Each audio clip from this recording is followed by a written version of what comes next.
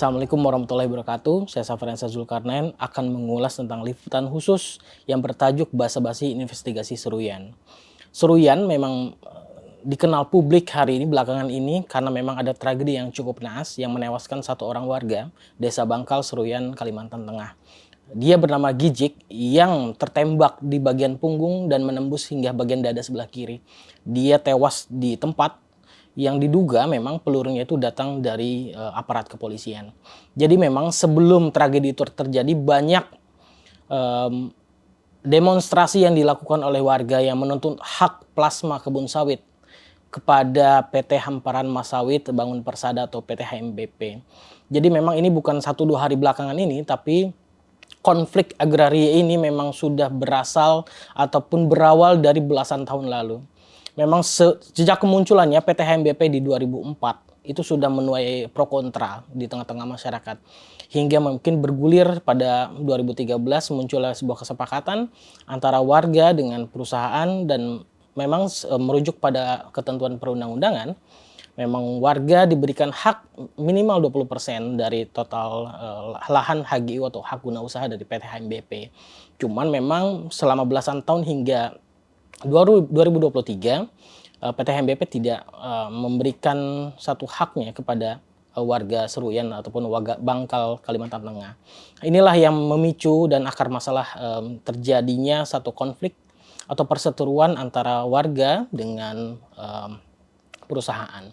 Lambat laun memang eskalasi demonstrasi yang terus dilakukan hingga pada puncaknya demonstrasi pada Sabtu 7 Oktober itu pada tingkat yang paling kritis. Jadi memang dimulai demonstrasi sejak pagi hari sekitaran jam 9 dan itu mulai menyuarakan warga hak-haknya yang tidak terpenuhi selama belasan tahun. Walaupun memang kalau merujuk lagi ya, menurut laporan yang dirilis oleh tim advokasi solidaritas untuk masyarakat adat Bangkal, sebetulnya PT HMBP ini kan diberikan izin untuk mengelola sekitar 11.000 hektar. Jadi memang menurut ketentuan perundang-undangan memang harus disisihkan minimal 20% untuk warga Bangkal untuk mengelola kebun sawit. Yang dinamakan ya hak plasma ya untuk kebun sawit. Tapi ternyata memang tidak dipenuhi dan hanya dipenuhi ya, sekitar 200-an hektar sehingga memang warga menuntut haknya. Nah, di sisi lain memang perjuangan warga terus berjalan seiring dengan negosiasi sehingga memang sehingga terjun ke perusahaan untuk menuntut haknya. Sehingga memang di Sabtu 7 Oktober itu seorang warga bernama Gijik tewas tertembak.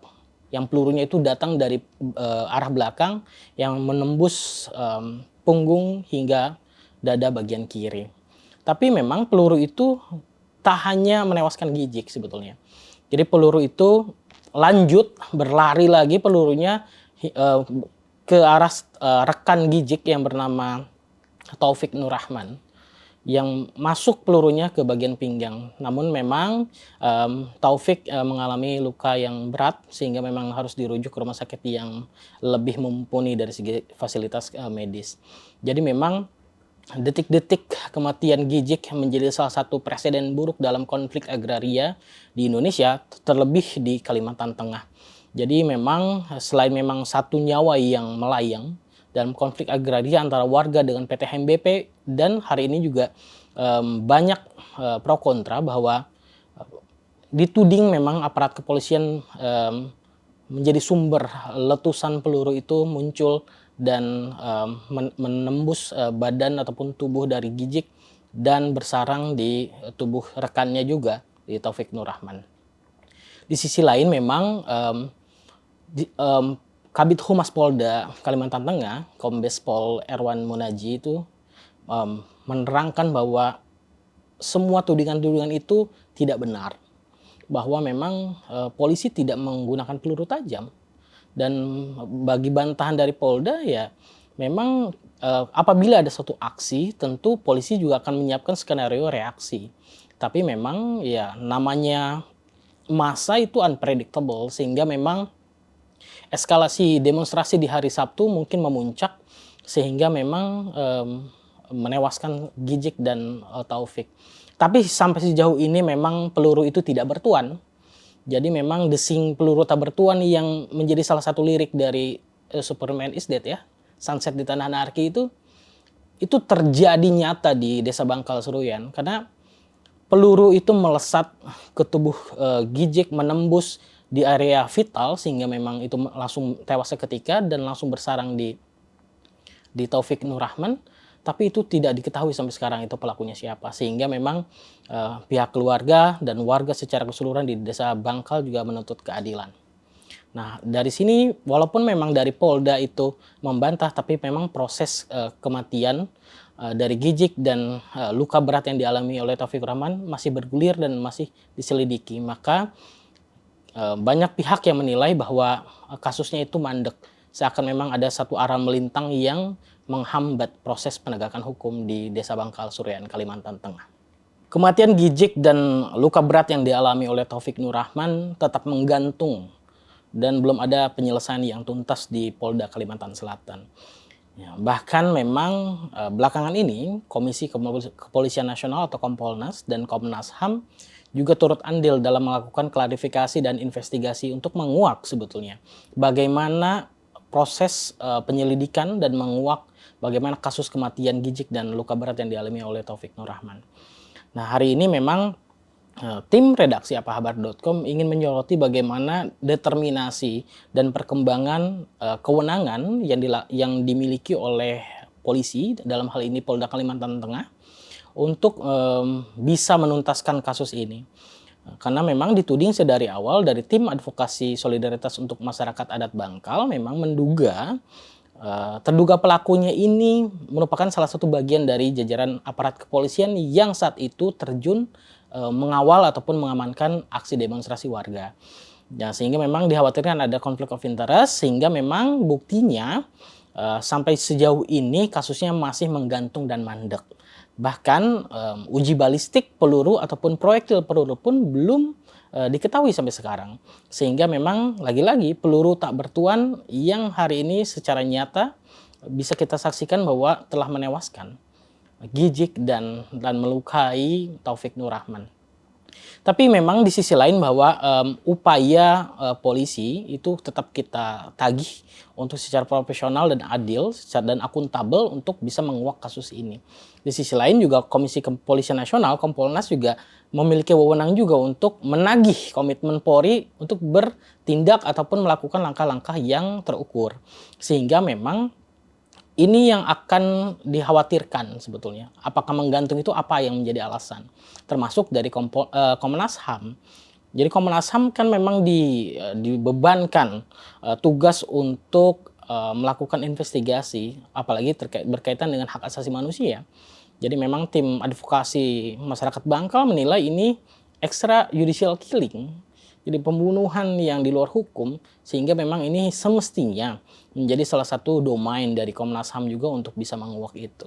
Tapi memang dari proses liputan khusus yang dilakukan tim redaksi apahabar.com, kita menemukan satu fakta-fakta permulaan yang bahwa ternyata memang 3 lembaga kepolisian, Kompolnas dan Komnas HAM belum cukup mampu dan berguna untuk mengungkap kasus ini secara terang benderang. Sehingga memang katakanlah Kompolnas ketika Kompolnas melakukan satu klarifikasi ternyata hanya dilakukan kepada jajaran kepolisian saja. Tidak adanya narasi pembanding dari korban ataupun tim kuasa hukum. Sehingga narasi tunggal dari polisi menjadi konsumsi Kompolnas untuk melakukan satu keputusan rekomendasi. Nah, hal-hal inilah yang sebetulnya yang menjadi basa-basi investigasi, karena bagaimana kita bisa mengukur satu kajian ataupun analisis terhadap suatu peristiwa hukum apabila hanya bersumber dari satu orang aja atau satu pihak saja, sementara korban dan tim kuasa hukum tidak diberikan porsi yang cukup untuk bisa menjelaskan. Nah, hal inilah yang mungkin diragukan oleh berbagai pakar ataupun berbagai pemerhati sekaligus dengan DPR, Komisi 3 DPR untuk menuding, sehingga memang memaksa Kompolnas untuk lebih aktif, lebih progresif, dan lebih mempertanyakan secara utuh bagaimana kasus ini ditangani oleh Polri sejauh mana.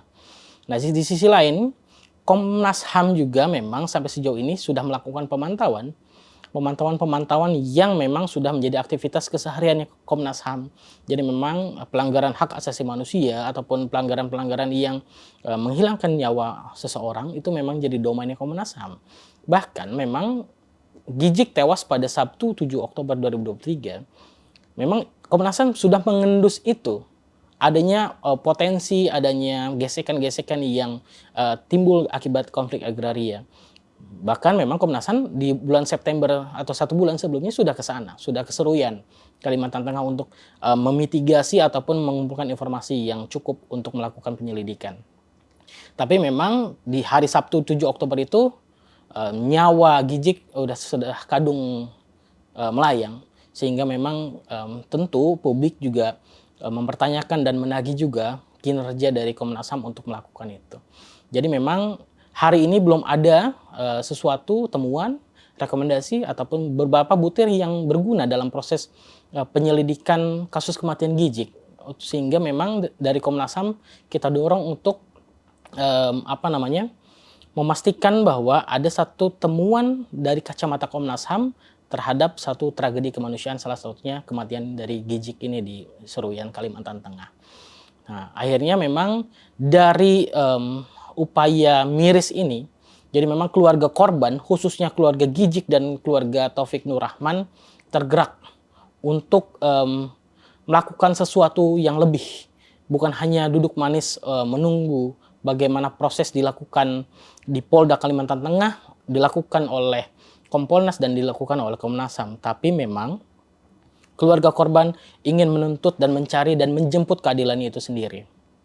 Sehingga memang hari ini terdapat satu analisis dari berbagai pihak, salah satunya dari tim kuasa hukumnya yang tergabung dari belasan organisasi, termasuk juga di berbagai seperti Indonesia Police Watch, dari Komisi 3 DPR, menyayangkan bahwa Polri tidak begitu agresif atau tidak begitu melakukan determinasi untuk menuntaskan kasus, terutama kasus-kasus yang berkaitan dengan hak asasi manusia.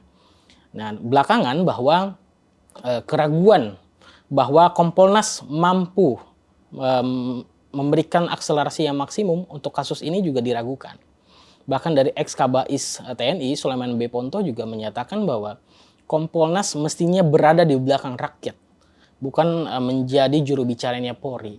Sehingga memang ada jarak antara Kompolnas dan Polri, sehingga memang si Kompolnas bisa memberikan input dan desakan, penetrasi lebih, sehingga memang Polri bisa ataupun mampu menuntaskan kasus kematian Gijik. Begitupun dengan Komnas HAM. Jadi banyak kasus HAM yang terjadi di Indonesia, itu bagaimana Komnas HAM berperan. Tapi memang di Kalimantan Tengah, hari ini yang mungkin baru sebulan yang lalu Gijik meninggal, itu yang harus didorong bahwa Komnas HAM harus membuat lebih, bukan hanya sekedar pemantauan dan rapat-rapat. Jadi memang itu yang dikeluhkan oleh keluarga korban, baik itu keluarga Gijik ataupun keluarga Taufik Nur Rahman. Keluarga Gijik dan keluarga Taufik Nur Rahman hari ini tetap menyaksikan dan memantau kinerja dari kepolisian, Komnas HAM dan Kompolnas. Meskipun memang dinilai berbagai pihak itu menilai 3 lembaga itu melakukan investigasi yang basa-basi. Ya, walaupun itu ya tetap kita tunggu karena memang 3 lembaga itu lembaga yang berwenang untuk menuntaskan kasus ini. Setidaknya membantu dan berguna untuk mengungkap siapa dalang ataupun pelaku yang melesatkan peluru ke tubuh Gijik dan ke tubuh Taufik Nur Rahman.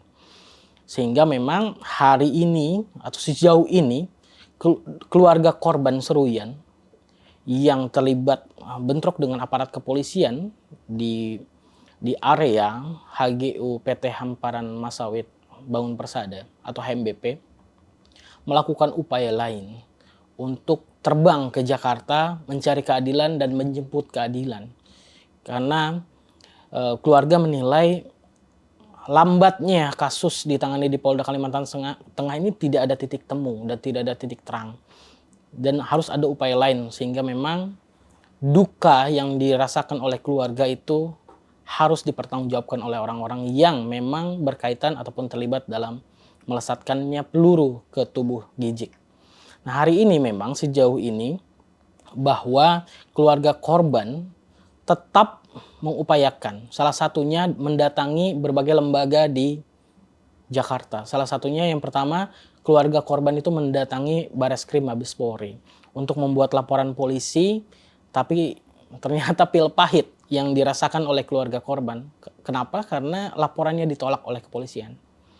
Alasannya ya mungkin sangat amat simpel gitu. Laporan polisi di Mabes Polri ditolak gara-gara memang kasus kematian Gijik ataupun termasuk derita luka yang dialami oleh Taufik Nur Rahman sedang ditangani di Polda Kalimantan Tengah. Tapi semestinya dari tim kuasa hukum itu mempertanyakan dan ingin berdebat dengan penyidik ataupun polisi-polisi yang ada di SPKT bahwa kenapa dilaporkan ke Mabes Polri, karena satu ada indikasi Polda Kalimantan Tengah itu memang adanya konflik of interest ataupun mandeknya kasus karena memang sesuatu hal lain. Karena kan mereka menduga bahwa pelakunya memang salah satu bagian dari jajaran Polda Kalimantan Tengah, sehingga memang perlu Mabes Polri untuk melakukan asistensi atau justru mengambil alih kasus itu. Nah, di sisi lain memang ketika memang sudah laporan polisi ditolak, ternyata memang keluarga ini kan sudah menerima duka yang cukup mendalam dan mereka membutuhkan perlindungan hukum yang sampai sejauh ini kematian keluarganya saja belum dipertanggungjawabkan, sehingga memang mereka punya kekhawatiran dan membutuhkan perlindungan. Mereka kedua lalu mendatangi lembaga perlindungan saksi dan korban. Tapi lembaga perlindungan saksi dan korban juga belum merestui memberikan perlindungan kepada keluarga korban karena salah satu prasyaratnya yakni perlindungan akan diberikan kepada keluarga korban itu tatkala ada satu laporan polisi yang terdaftar atau terregistrasi. Sehingga itulah yang menjadi salah satu prasyarat LPSK memberikan satu perlindungan kepada keluarga korban di Desa Bangkal Seruyan. Nah, sehingga memang upaya di Bareskrim mandek, mentok, upaya di LPSK mentok. Lalu memang tim keluarga berikut dengan tim kuasa hukum merecall kembali bahwa perlu ada beberapa lembaga yang didatangi, salah satunya Kompolnas dan Komnas HAM. Jadi aduan-aduan bagaimana cerita kronologi berbagai bukti-bukti dilampirkan dan didiskusikan. Ketika mereka mendatangi kantor Kompolnas, langsung ditemui oleh komisionernya, Ibu Pungki Indarti, mendiskusikan perihal itu, tapi memang lagi-lagi belum ada satu temuan ataupun rekomendasi yang signifikan terkait dengan kematian Gijik. Begitupun ketika keluarga korban mendatangi Komnas HAM, ditemui langsung oleh komisioner Komnas HAM Uli Parulian, begitupun sama. Jawabannya belum ada satu temuan, rekomendasi ataupun berbagai hal yang berkaitan untuk penuntasan kasus kematian Gijik, sehingga memang dari berbagai orkestrasi yang dilakukan, ikhtiar dari keluarga untuk bagaimana tetap menunggu bagaimana proses hukum berjalan di Polda Kalimantan Tengah, tapi memang masih jalan di tempat, sehingga memang terbang ke Jakarta untuk menjemput keadilannya dan mendatangi, menyisir seluruh lembaga-lembaga, ternyata memang tetap mendapatkan jawaban yang sama, yang normatif, yang menggantung, yang hanya sekadar basa-basi. Jadi memang kematian Gijik itu harus dipertanggungjawabkan siapapun pelakunya, mau itu aparat ataupun pihak manapun. Karena memang uji balistik yang dilakukan oleh Polda Kalimantan menjadi salah satu kunci, selain memang proses penyelidikan normal sesuai ketentuan ataupun payung hukum di kepolisian, SOP kepolisian, undang-undang lain-lain yang KUHP tentunya, yang bisa menjadi salah satu penuntun siapa dalang ataupun siapa pelaku yang bertanggung jawab atas kematian Gijik dan terlukanya Taufik Nur Rahman. Jadi konflik agraria di Desa Bangkal Seruyan Kalimantan Tengah bukan hanya sekedar konflik yang menahun, bahkan belasan tahun menggantung tanpa penyelesaian. Tapi di sisi lain, darahnya tumpah, nyawanya juga melayang, dan kasusnya juga dibiarkan menggantung. Sehingga liputan khusus ini kami sajikan untuk memastikan bahwa nyawa jangan dibiarkan melayang tanpa alasan, dan jangan juga darah warga masyarakat Indonesia tumpah akibat penetrasi represif dari aparat kepolisian. Meskipun memang banyak mitigasi bahwa upaya aksi dan reaksi dalam proses demonstrasi biasanya memang menggantung pada penilaian eskalasi massa. Tapi di sisi lain, hak asasi manusia harus tetap dijunjung tinggi, dan kasus-kasus pelanggaran hak asasi manusia jangan dibiarkan tetap menahun dan bahkan akut. Kematian Ginjik bukan kematian hanya satu orang warga desa Bangkal, tapi duka bagi Indonesia sebetulnya. Mungkin desanya jauh di sana, tapi memang gaungnya kita harus tetap gaungkan. Jangan biarkan keadilan mencari jalannya sendiri, dan jangan biarkan keluarga berikhtiar dengan dirinya sendiri. Air mata korban Seruyan masih merintih duka. Apalagi hari ini dilipat gandakan dengan basa-basi investigasi yang dilakukan sejumlah lembaga, sehingga kasus masih mandek dan belum bisa ditindaklanjuti secara terang-benderang. Nantikan sajian dari liputan khusus apahabar.com di pekan berikutnya.